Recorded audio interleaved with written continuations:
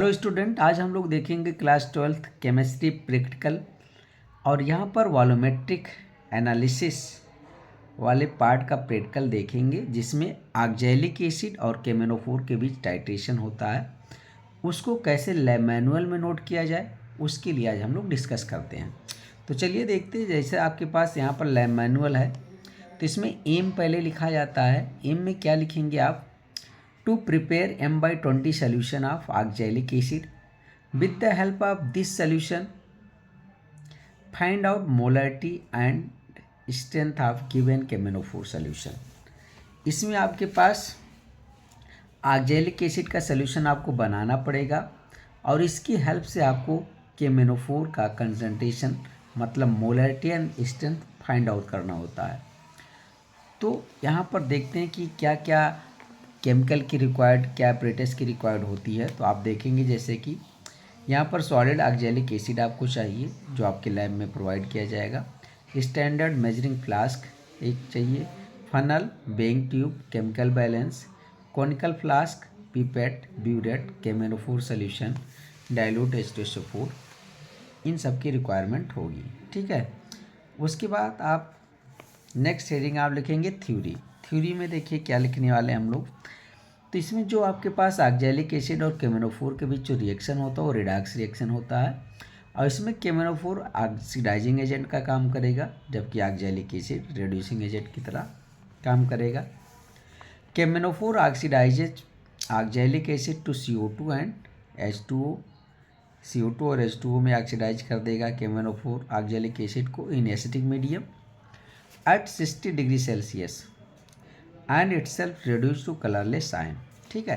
तो जहाँ पर आपने ये थ्योरी लिखा है, इसके आप लेफ्ट साइड पर जो आपके पास यहाँ पर प्लेन पेज होता है, यहाँ आपको रिएक्शन लिखना होता है। ठीक है। तो यहाँ पर आप देखेंगे तो केमिकल रिएक्शन थ्योरी के जस्ट जैसे यहाँ पर हम लोगों ने थ्योरी हेडिंग लिखा, तो इसके लेफ्ट साइड में जो पेज है, यहाँ आपको लिखना है केमिकल इक्वेशन। ठीक है। तो यहाँ पर देखिए पहले हम लोग मॉलिक्यूलर इक्वेशन लिख रहे हैं। ठीक है। 2 KMnO4 + 5 ये ऑक्जेलिक एसिड है, +3 H2SO4, यहाँ पर K2SO4 2 MnSO4 और यहाँ पर 10 CO2 +8 वाटर मॉलिक्यूल। ठीक है।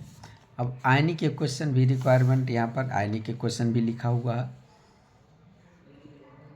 तो आप देखेंगे तो यहाँ पर MnO4 -8H + 5 electron, Mn2 + 4H2O। ठीक है। यहाँ C2O4 2 - 2 CO2 +2 इलेक्ट्रॉन। अब ये देखिए इसमें इलेक्ट्रॉन कितने हैं? 2, इसमें 5 हैं। तो इलेक्ट्रॉन को इक्वल करने के लिए इसे 5 से मल्टीप्लाई कर दो, इसमें 2 से। ठीक है। उसके बाद इलेक्ट्रॉन कैंसिल हो जाएंगे और फाइनल में जो आपके पास इक्वेशन मिलेगा आयनिक इक्वेशन, ये मिलने वाला है 2 MnO4 - +5 C2O4 2 - 16H + ion 2 Mn2 +10 CO2 +8 H2O। ठीक है। ये मिल जाएगा आपके पास। तो ये रिएक्शन जो है आपको ज़रूरत है जानने के लिए। और ये भी यहाँ पर एक रिक्वायरमेंट अभी हम लोगों के पास होगी कि यहाँ पर आप देख रहे होंगे कि जो MnO4- है, ये किस में जा रहा है? Mn2+ में। मतलब इसका ऑक्सीडेशन नंबर +7 है, ये जा रहा +2 में। तो यहाँ पर चेंज कितने का हो रहा है? 5 का। तो इसके लिए मुझे एन फैक्टर जो निकाल करके लाएंगे वो 5 का लाएंगे। ठीक है। तो यहाँ पर अभी कैलकुलेशन में ये एन फैक्टर क्या होता है यहाँ पर बताया जाएगा। ठीक। ऐसे आप देखेंगे तो आपके पास जो C2O4 है, C2O4 2- है, ये जा रहा है CO2 में। इसका ऑक्सीडेशन नंबर +4 है और यहाँ ऑक्सीडेशन नंबर आप निकालेंगे तो +3 आएगा। तो मतलब चेंज आ रहा है कितने का? 1 का। लेकिन इसमें एटम कितने हैं? 2। तो इसमें जो आपके पास चेंज आ रहा है इनटू एटम आप करोगे तो 2 का चेंज आने वाला है। ठीक है। तो ये एन फैक्टर यहाँ पर मैं लिखूँगा 2 और यहाँ पर लिखूँगा 5। तो आप ये देखिएगा लास्ट में जब बताया जाएगा। अच्छा, रिएक्शन के बाद आप यहाँ पर इंडिकेटर लिखेंगे कि MnO4 अटैच सेल्फ इंडिकेटर का काम करेगा। और इन पॉइंट क्या होता है? Oxalic acid becomes colourless to light pink. Oxalic acid पहले तो कलरलेस होगा, लेकिन इन पॉइंट जब आ जाएगा आप टाइट्रेशन ब्यूरेट के साथ करेंगे तो लाइट पिंक आ जाता है, वो इन पॉइंट होता है। अब थ्योरी जहाँ पर लिखे हैं उसी पार्ट में आप देखेंगे तो हम लोग सॉल्यूशन कैसे बनाएं। ठीक है। M/20 सोल्यूशन ऑक्जेलिक एसिड का इन 250 ml में कैसे बनाएं, उसके लिए फार्मूला यूज करेंगे मोलरिटी का, W into 1000/m into capital B इन ml। ठीक है, ये कितना ग्राम आप ऑक्जेलिक एसिड तौले, ये यहाँ से निकल जाएगा आपका, और ये है आपके पास ऑक्जेलिक एसिड का मोलर मास। तो इस आप नेक्स्ट पेज पर देखेंगे तो यहाँ पर लिखा होगा कि ऑक्जेलिक एसिड का मोलर मास जो है, तो यहाँ पर molar mass of crystalline oxalic acid, formula आपके पास ये है COOH single bond COOH into 2H2O, ये है। यहाँ से मोलर मास निकल करके आएगा 126 ग्राम। अच्छा, मोलरिटी किस मोलरिटी का बनाना है, आपने कहा M/20, तो यहाँ 1/20 लिख दे रहा हूँ। और वॉल्यूम कितना मुझे बनाना है, 250 ml में। तो बेटा आप ऑक्जेलिक एसिड कितना तौला जाए, इस फार्मूले में आप रखेंगे ये वैल्यू। तो ये मोलरिटी जो आपके पास 1/20 रखेंगे into molar mass oxalic acid का 126 इंटू 250 ml बनाना है अपॉन 1000। तो इसको जब सॉल्व करेंगे तो आपको मिल जाएगा 1.575 ग्राम ऑक्जेलिक एसिड आपको तौलना होता है। ठीक है, तो क्या करते हैं, जब आपने 1.575 ग्राम ऑक्जेलिक एसिड तौला, उसके बाद आपके पास एक मेजरिंग फ्लास्क होगा। इसको आप मेजरिंग फ्लास्क में फनल की हेल्प से ट्रांसफ़र करेंगे।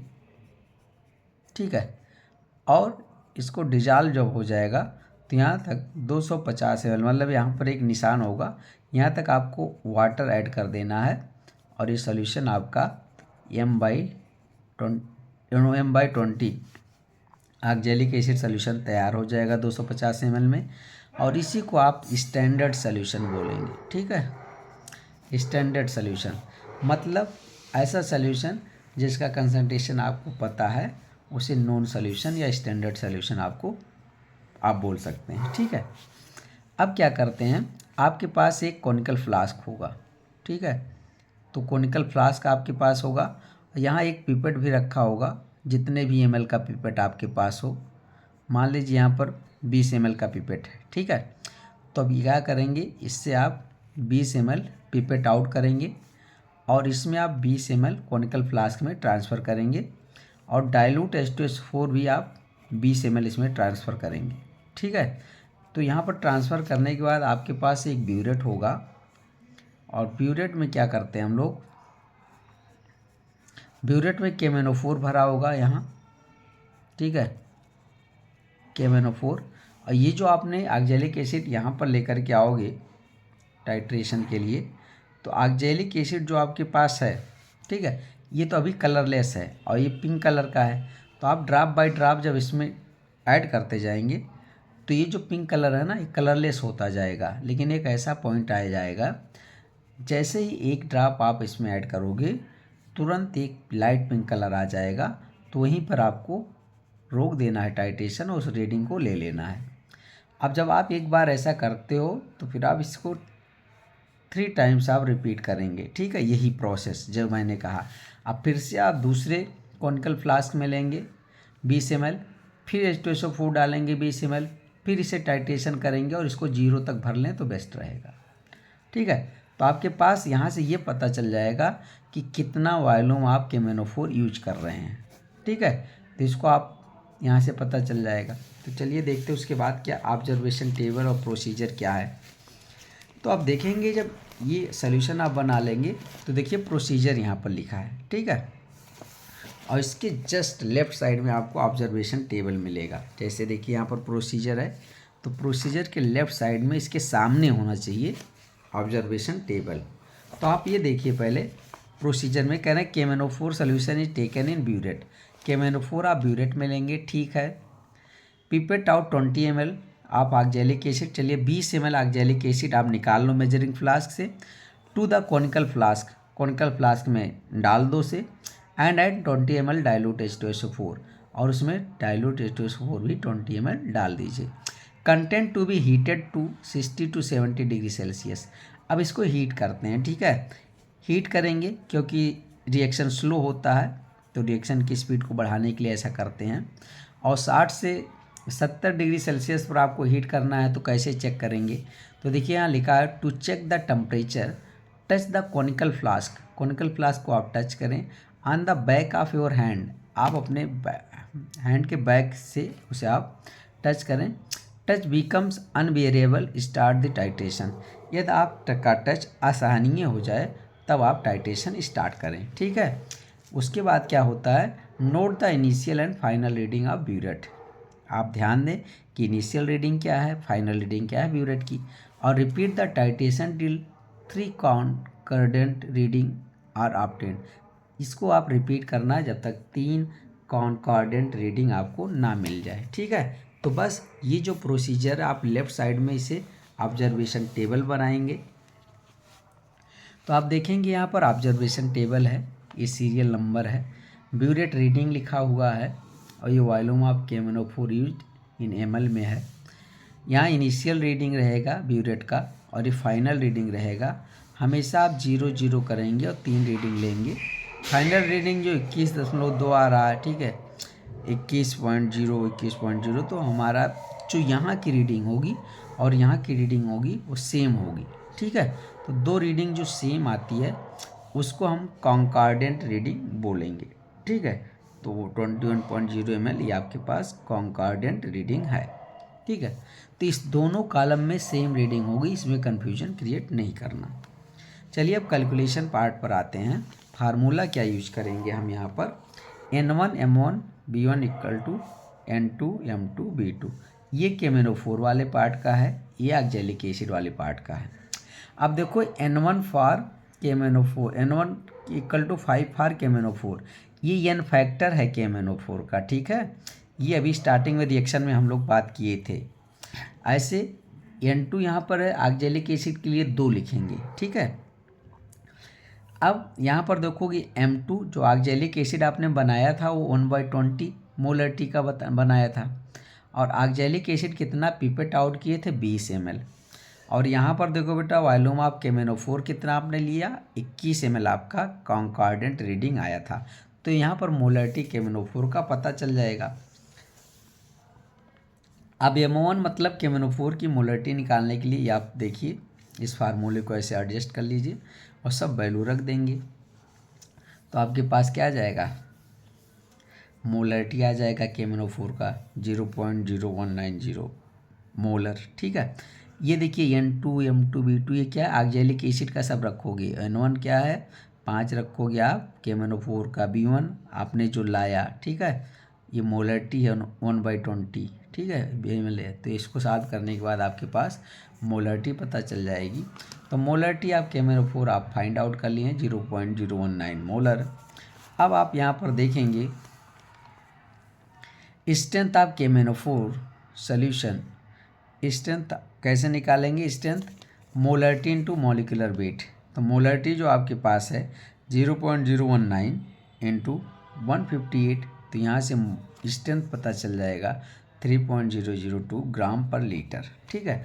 तो आपके पास ये जो स्ट्रेंथ है यहाँ पर आपको जो मिला है, और यहाँ पर जो आपके पास है मोलरिटी, ये आप यहाँ पर नोट किए हैं। तो आप यहाँ पर ऐसा कर सकते हैं, हालांकि इसको नहीं लिखोगे तब भी कोई बात नहीं, यहाँ पर लिख लीजिए 0। अब यहाँ पर देखते हैं रिजल्ट लास्ट में आप क्या लिखते हैं, molarity of K M N O four solution 0.0190 molar and strength of K M N O four solution 3.002 gram per litre. तो ये कंप्लीट प्रैक्टिकल था आपके पास। M/20 मोलरिटी का ऑक्जेलिक एसिड का सोल्यूशन बनाया जाता है, और इस तरह से प्रैक्टिकल लिखा जाता है लैब मैनुअल में। Thank you for watching.